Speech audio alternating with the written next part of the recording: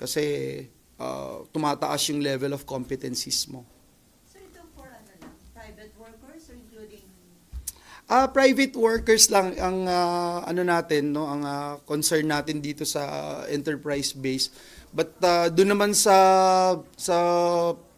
public sector ang ano natin diyan yung government internship yung ginagawa naman natin diyan, no? So ang kagandahan nito, talagang pinagsama-sama na natin lahat ng internship, apprenticeship, dual training system, etc. Institutionalize na natin, pinagsama-sama na natin.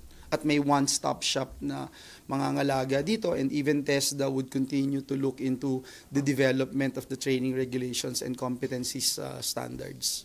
so yung mga training nilibigay for free yun? The company would also be part of it, and that's why they're getting 50% of the training cost exemption.